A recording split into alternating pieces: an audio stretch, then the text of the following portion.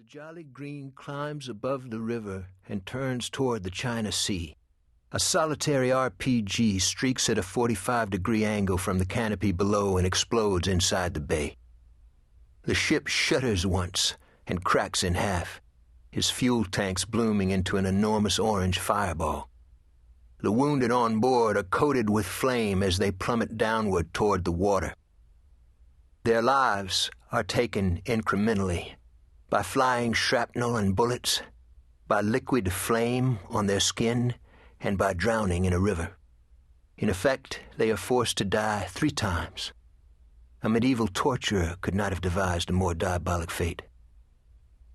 When I wake from the dream, I have to sit for a long time on the side of the bed, my arms clenched across my chest, as though I've caught a chill or the malarial mosquito is once again having its way with my metabolism. I assure myself that the dream is only a dream, that if it were real, I would have heard sounds and not simply seen images that are the stuff of history now and are not considered of interest by those who are determined to recreate them. I also tell myself that the past is a decaying memory and that I do not have to relive and empower it unless I choose to do so. As a recovering drunk, I know I cannot allow myself the luxury of resenting my government for lying to a whole generation of young men and women who believed they were serving a noble cause. Nor can I resent those who treated us as oddities, if not pariahs, when we returned home. When I go back to sleep, I once again tell myself I will never again have to witness the wide-scale suffering of innocent civilians, nor the betrayal and abandonment of our countrymen when they need us most. But that was before Katrina. That was before a storm with greater impact than the bomb blast that struck Hiroshima peeled the face off southern Louisiana. That was before one of the most beautiful cities in the Western Hemisphere was killed 3 times, and not just by the forces of nature. Chapter 2. The centerpiece of my story involves a likable man by the name of Jude LeBlanc.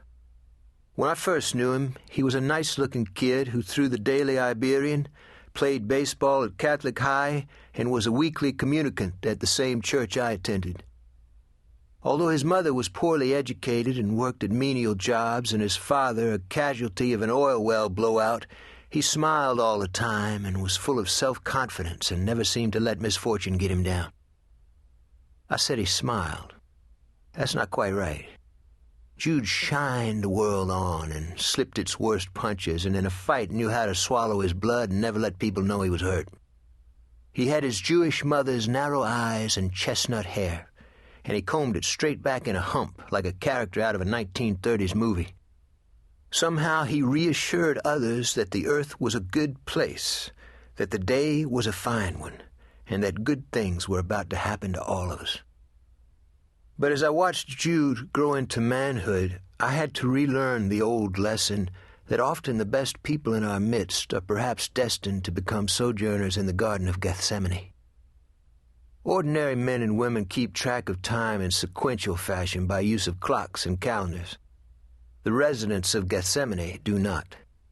Here are a few of their stories, each of them touching in an improbable way the life of a New Iberia kid who grew into a good man and did nothing to invite the events fate would impose upon him.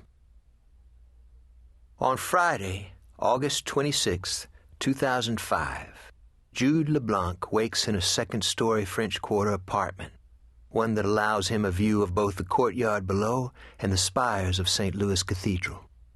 It's raining hard now, and he watches the water sluicing down the drain pipes into the beds of hibiscus, banana trees, and hydrangeas below, pooling in the sunken brickwork that is threaded with leaves of wild spearmint.